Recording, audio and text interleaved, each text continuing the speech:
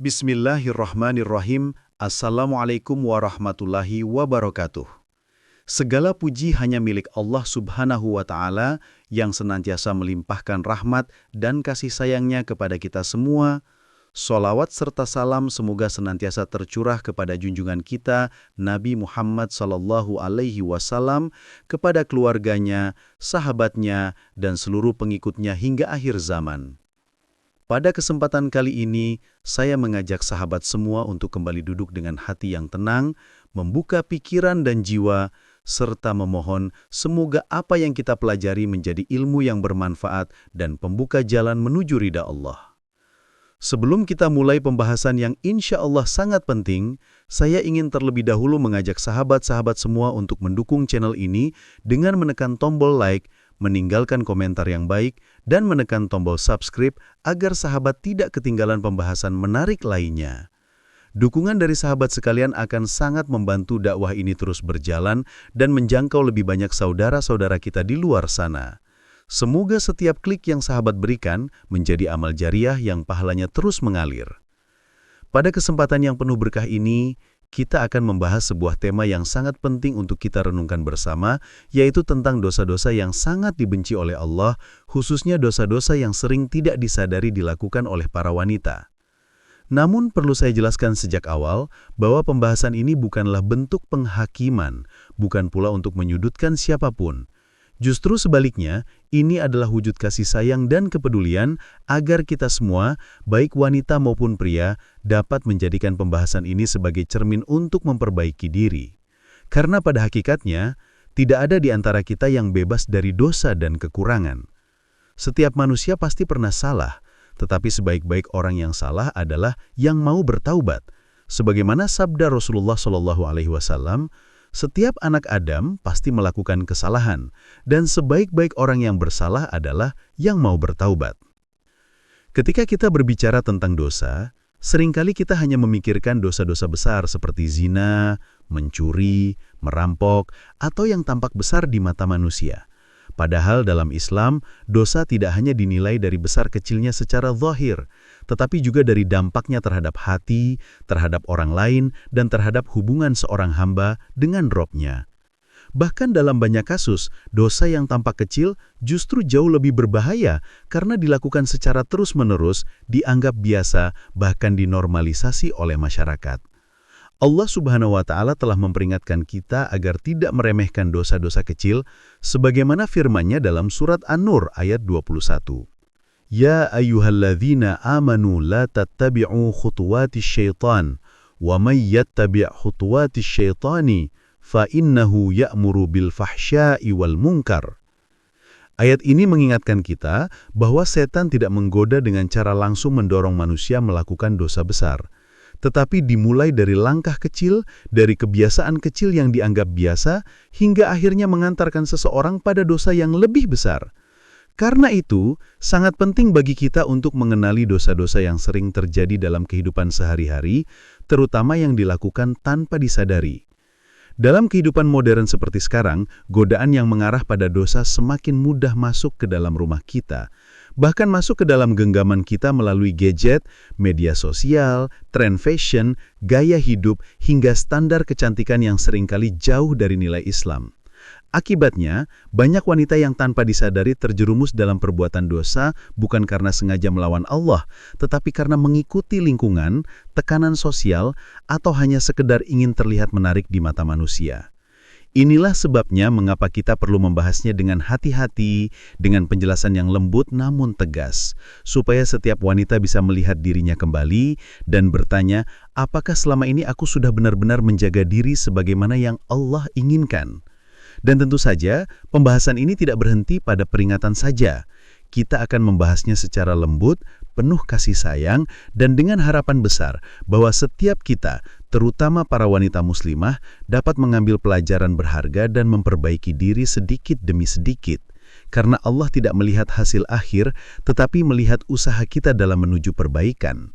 Allah berfirman dalam surat Az-Zumar, ayat 53, Qul ya ibadiyalladzina asrafu ala anfusihim la taqnatu min rahmatillah innallaha yaghfirudz dzunuba jami'a innahu huwal ghafurur rahim. Artinya, katakanlah, wahai hamba-hambaku yang melampaui batas terhadap diri mereka sendiri, janganlah kamu berputus asa dari rahmat Allah. Sesungguhnya Allah mengampuni dosa-dosa semuanya. Sungguh dialah yang maha pengampun lagi maha penyayang. Ayat ini menjadi penghibur bagi siapapun yang pernah melakukan kesalahan. Tidak peduli seberapa berat dosa kita, pintu taubat selalu terbuka. Dan untuk itu, di bagian selanjutnya, kita akan mulai memasuki pembahasan inti tentang dosa-dosa yang sangat dibenci oleh Allah, terutama yang sering tanpa disadari dilakukan oleh para wanita. Kita akan membahasnya dengan hati-hati, mengalir, dan penuh penjelasan agar mudah dipahami. Maka dari itu, tetaplah bersama saya sampai akhir karena setiap bagian memiliki pelajaran yang sangat penting untuk kehidupan dunia dan akhirat kita. Ketika kita mulai memasuki pembahasan inti ini, penting bagi kita untuk membuka hati seluas-luasnya. Karena apa yang akan kita bahas bukanlah sesuatu yang ditujukan untuk menghakimi, tetapi untuk menyelamatkan. Kita membahasnya agar setiap wanita dapat mengenali dirinya sendiri, memahami apa yang Allah murkai, dan kemudian berusaha memperbaikinya dengan penuh kelembutan dan kesadaran. Sebab, pada dasarnya, setiap wanita diciptakan Allah dalam keadaan mulia, lembut, dan penuh kasih sayang. Namun, godaan dunia seringkali membuat seseorang lupa akan kemuliaan dirinya sebagai seorang hamba Allah.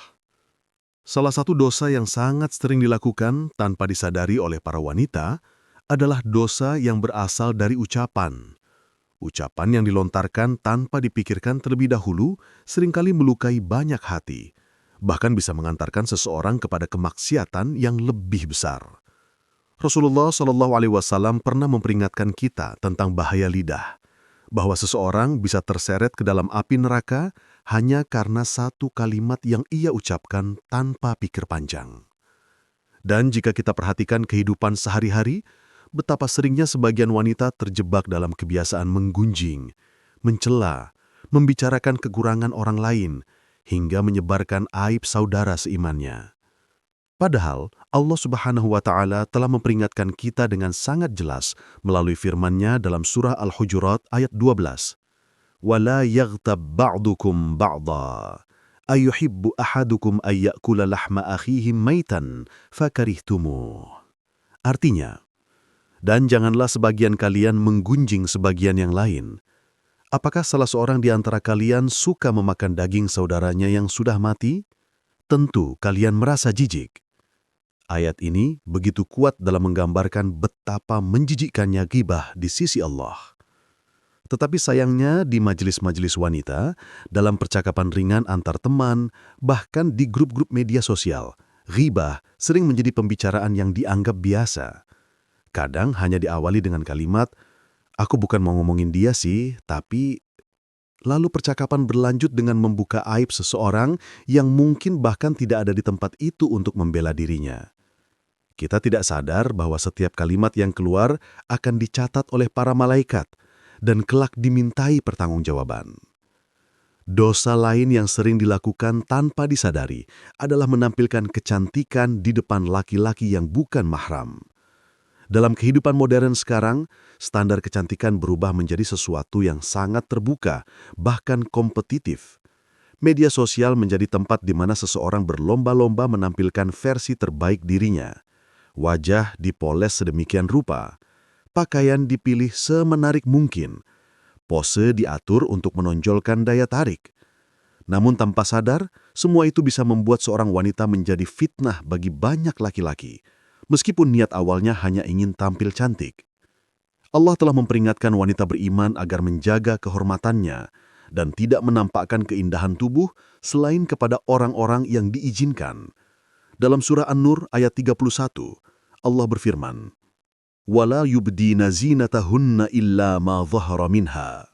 Artinya, dan janganlah mereka menampakkan perhiasannya atau auratnya, kecuali yang biasa tampak. Ayat ini begitu kuat dalam menggambarkan betapa menjijikkannya ghibah di sisi Allah. Tetapi sayangnya, di majelis-majelis wanita, dalam percakapan ringan antar teman, bahkan di grup-grup media sosial, ghibah sering menjadi pembicaraan yang dianggap biasa.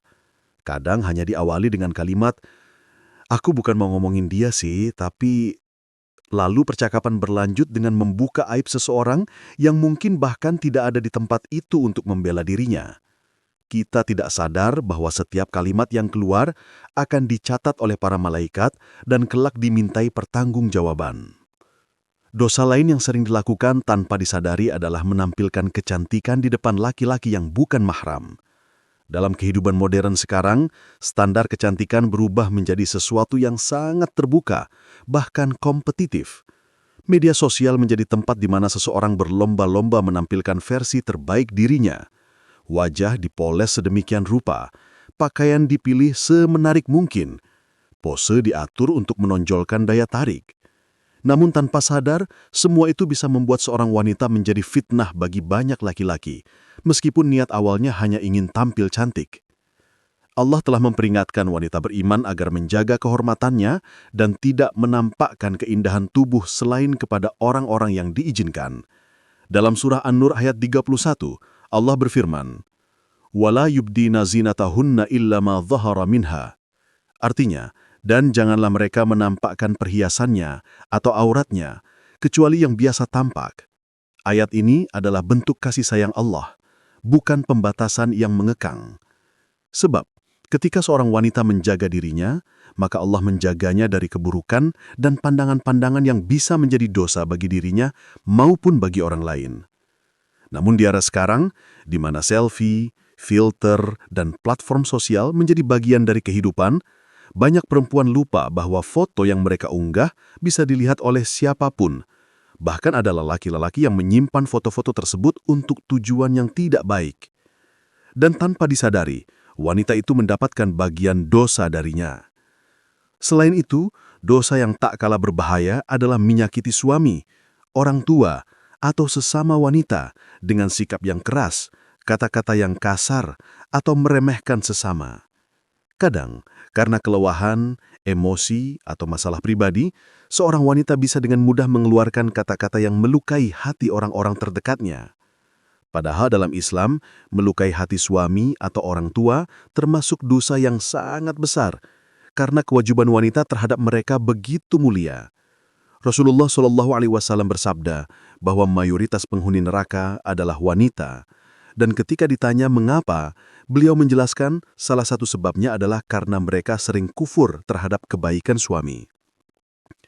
Namun, perlu digarisbawahi, ini bukan berarti wanita lebih buruk atau lebih banyak dosanya.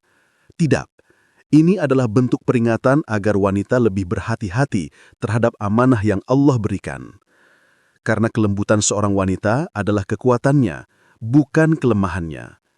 Dan ketika seseorang kehilangan kelembutan itu, ia bisa dengan mudah terjatuh dalam dosa yang tanpa disadari. Di bagian berikutnya, kita akan membahas lebih dalam tentang dosa-dosa lainnya yang juga sangat sering dilakukan tanpa disadari oleh para wanita, termasuk dosa dalam berpakaian, penggunaan media sosial, serta bagaimana cara bertaubat dan memperbaiki diri dengan langkah-langkah yang lembut namun pasti. Setelah kita memahami betapa besarnya pengaruh ucapan, perilaku, dan penampilan terhadap kedudukan seorang wanita di sisi Allah, kini kita memasuki bagian yang lebih mendalam tentang dosa-dosa lain yang juga sering dilakukan tanpa disadari. Dosa-dosa ini muncul bukan semata karena niat buruk, tetapi karena kelalaian, tekanan lingkungan, pengaruh budaya, hingga keinginan untuk diterima oleh orang lain. Padahal seorang wanita yang dicintai Allah adalah wanita yang menjaga kemuliaan dirinya, tidak peduli seberapa kuat arus dunia berusaha menyeretnya. Salah satu bentuk kelalaian yang paling sering terjadi adalah ketika seorang wanita mulai menyepelekan kewajibannya di dalam rumah tangga. Ada sebagian wanita yang merasa bahwa ketaatan kepada suami adalah sesuatu yang kuno, tidak relevan dengan zaman modern, atau dianggap membatasi kebebasan perempuan. Padahal Islam tidak pernah merendahkan wanita, justru memuliakannya dengan menempatkannya dalam kedudukan yang sangat terhormat. Ketika seorang istri menaati suaminya dalam hal-hal yang tidak bertentangan dengan syariat, maka ia sedang membuka pintu keberkahan bagi rumah tangganya sendiri. Rasulullah Shallallahu Alaihi Wasallam bersabda bahwa jika seorang istri menolak ajakan suaminya tanpa alasan syar'i, maka malaikat akan melaknatnya hingga pagi. Sabda ini bukan untuk menekan wanita, tetapi untuk menunjukkan betapa besar amanah seorang istri dalam menjaga keharmonisan rumah tangga. Namun, jika seorang istri sedang sakit, kelelahan, atau sedang menstruasi, Islam memberikan keringanan dan memuliakannya dengan tidak mewajibkan sesuatu yang tidak mampu ia lakukan. Inilah bukti bahwa hukum Allah selalu seimbang dan adil. Selain urusan rumah tangga, ada pula masalah yang berkaitan dengan kebiasaan mengikuti tren kecantikan. Di era sekarang, banyak wanita berlomba-lomba melakukan perubahan fisik demi memenuhi standar kecantikan modern. Operasi plastik, suntik wajah, implan, sedot lemak, pemutihan kulit, dan berbagai prosedur lainnya menjadi hal yang biasa, seakan-akan tubuh adalah objek yang bisa diubah sesuka hati. Padahal Rasulullah Shallallahu Alaihi Wasallam bersabda bahwa Allah melaknat wanita yang merubah ciptaan Allah hanya untuk mempercantik diri. Ketika seseorang tidak puas dengan bentuk tubuhnya dan kemudian merubahnya demi pujian manusia, secara tidak langsung ia sedang menganggap bahwa ciptaan Allah belum sempurna. Namun, Islam tetap memberikan kelonggaran dalam hal medis. Jika seseorang melakukan tindakan medis untuk menyembuhkan penyakit atau memperbaiki bagian tubuh yang rusak karena kecelakaan, maka hal ini tidak termasuk dalam larangan. Yang dilarang adalah perubahan fisik demi kecantikan yang sifatnya berlebihan dan bukan karena kebutuhan. Dosa lain yang juga sering terjadi adalah menyambung rambut. Banyak wanita melakukannya agar terlihat lebih tebal, lebih panjang atau lebih indah. Padahal Rasulullah Shallallahu Alaihi Wasallam dengan tegas melaknat wanita yang menyambung rambut maupun wanita yang meminta untuk disambungkan rambutnya. Hal ini karena menyambung rambut bukan hanya sekedar memperindah diri, tetapi juga termasuk bentuk penipuan dan mengubah ciptaan Allah. Dan ironisnya, banyak wanita yang melakukannya bahkan tanpa mengetahui bahwa perbuatan tersebut termasuk dosa besar. Di samping itu, perilaku menyerupai laki-laki juga menjadi salah satu hal yang sangat dibenci Allah. Dalam budaya tertentu, gaya tomboy dianggap keren, kuat, atau trendy.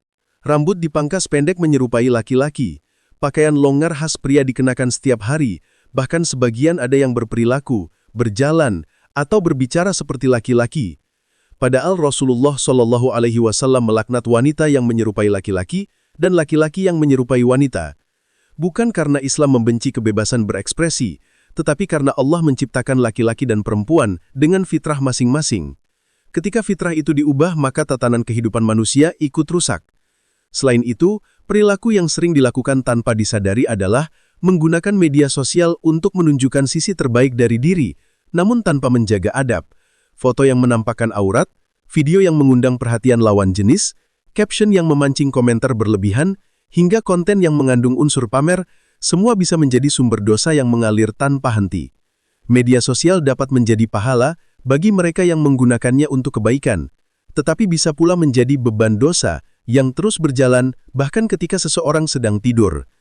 Inilah bahaya dari budaya digital yang tidak dipikirkan dengan matang. Allah mengingatkan kita dalam surah Az-Zalzalah ayat 7-8. Faman ya'mal misqala dzarratin khairan yarahu, wa man ya'mal misqala dzarratin syarran yarahu. Artinya, barang siapa mengerjakan kebaikan seberat biji atom, niscaya ia akan melihat balasannya. Dan barang siapa mengerjakan kejahatan seberat biji atom, niscaya ia akan melihat balasannya. Ayat ini menunjukkan betapa detailnya Allah mencatat amal manusia. Tidak ada yang terlewat, sekecil apapun, termasuk dosa-dosa yang dilakukan melalui layar ponsel sekalipun. Pada akhirnya, setiap wanita memiliki kesempatan untuk berubah dan memperbaiki diri. Tidak peduli seberapa banyak dosa yang pernah dilakukan, pintu taubat selalu terbuka selebar-lebarnya. Di bagian terakhir nanti, kita akan membahas bagaimana seorang wanita dapat bertaubat dengan benar, memperbaiki diri, menjaga kehormatan, dan menjadi wanita yang dicintai Allah. Setelah kita memahami berbagai dosa yang sering dilakukan oleh wanita, baik yang tampak jelas maupun yang tersembunyi dalam kebiasaan sehari-hari, kini kita sampai pada bagian yang menjadi inti dari seluruh pembahasan ini, yaitu bagaimana seorang wanita dapat bangkit, memperbaiki diri, dan kembali meraih cinta Allah Subhanahu wa Ta'ala. Sesungguhnya, Allah tidak pernah menutup pintu ampunan bagi hambanya, bahkan ketika dosa mereka menggunung setinggi langit sekalipun. Rahmat-Nya jauh lebih luas daripada dosa-dosa kita, dan ampunannya lebih dekat daripada sekedar penyesalan di dalam hati. Allah berfirman dalam surat Az-Zumar ayat 53. Qul ya ibadiyalladzina asrafu ala anfusihim, la taqnatu min rahmatillah. Innallaha yaghfirudz dzunuba jami'a, innahu huwal ghafurur rahim. Artinya, katakanlah, wahai hamba-hambaku yang melampaui batas terhadap diri mereka sendiri, janganlah kalian berputus asa dari rahmat Allah. Sesungguhnya Allah mengampuni semua dosa. Sungguh, dialah yang maha pengampun, lagi maha penyayang. Ayat ini adalah harapan bagi siapapun, terutama para wanita yang merasa telah terlalu banyak melakukan kesalahan. Allah tidak menyuruh kita untuk menyerah, Allah tidak meminta kita untuk menanggung rasa bersalah seumur hidup. Tetapi Allah memanggil kita untuk kembali kepadanya dengan hati yang lembut dan penuh penyesalan. Seorang wanita yang bertaubat dengan tulus akan lebih mulia dibanding wanita yang tidak pernah berbuat dosa tetapi merasa dirinya sempurna. Taubat bukan hanya ucapan di bibir, melainkan perubahan nyata yang dimulai dalam hati. Ketika seorang wanita menyadari bahwa hidupnya perlu diarahkan kembali kepada Allah, ia mulai meninggalkan kebiasaan buruk satu persatu. Jika sebelumnya ia sering mengumbar aurat, ia mulai belajar menutupinya dengan pakaian yang lebih sopan. Jika sebelumnya ia sering menaikkan suara kepada suami, ia mulai mengubah nada bicaranya menjadi lebih lembut. Jika sebelumnya ia terjebak dalam tren kecantikan yang berlebihan, ia mulai menerima bahwa kecantikan sejati adalah yang terpancar dari ketakwaan. Perubahan seperti ini mungkin terasa sulit pada awalnya, tetapi setiap langkah kecil menuju Allah akan dibalas dengan ketenangan yang tidak bisa dibeli dengan apapun di dunia. Tidak ada manusia yang sempurna, dan tidak ada wanita yang selalu benar. Namun yang membedakan wanita mulia dari wanita yang terjerumus dalam keburukan adalah kesungguhannya untuk terus memperbaiki diri. Seperti tanah yang kering kemudian disiram hujan, hati yang dulunya keras bisa menjadi lembut ketika tersentuh hidayah Allah. Dan hidayah itu tidak datang begitu saja. Ia datang kepada hati yang terbuka, kepada wanita yang mau mendengar, merenung, dan berubah. Kita juga perlu menyadari bahwa kehidupan ini sangat singkat.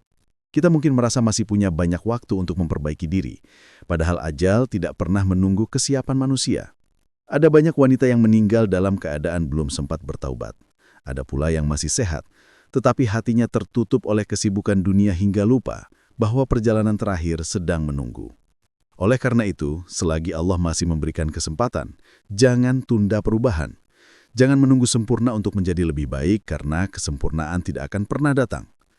Mulailah dari langkah kecil seperti memperbaiki akhlak, menjaga ucapan, memperbaiki sholat, memperkuat hubungan dengan suami dan keluarga, serta menjaga kehormatan diri. Seorang wanita solihah bukanlah wanita yang tidak pernah jatuh, tetapi wanita yang selalu bangkit setelah jatuh. Wanita solihah bukanlah wanita yang selalu sempurna, tetapi wanita yang hatinya selalu kembali kepada Allah. Ketahuilah bahwa setiap air mata penyesalan yang jatuh karena mengingat dosa akan dicatat sebagai ibadah, dan setiap usaha untuk memperbaiki diri akan menjadi cahaya yang menerangi langkah kita di dunia maupun akhirat. Di akhir perjalanan ini, marilah kita berdoa agar Allah menjadikan kita termasuk wanita yang dijaga dari keburukan, yang dijauhkan dari pintu maksiat, yang dihiasi dengan akhlak mulia, dan yang diringankan langkahnya menuju surga. Semoga Allah memberikan kekuatan bagi setiap wanita yang ingin berubah, membuka pintu hidayah bagi yang sedang tersesat, dan menengguhkan hati bagi yang sedang berjuang untuk menjadi lebih baik. Sebelum kita mengakhiri video ini, saya mengajak sahabat semua untuk terus mengikuti pembahasan-pembahasan penting lainnya di channel ini. Insya Allah di video berikutnya kita akan membahas materi yang tidak kalah bermanfaat dan lebih memperluas wawasan kita tentang ilmu agama. Pastikan sahabat menonton sampai selesai agar tidak ada pelajaran yang terlewatkan. Terima kasih kepada sahabat yang selalu setia mendukung channel ini. Sampai jumpa di video berikutnya, mudah-mudahan kita semua selalu berada dalam lindungan Allah dan diberikan kemudahan dalam setiap urusan. Wassalamualaikum warahmatullahi wabarakatuh.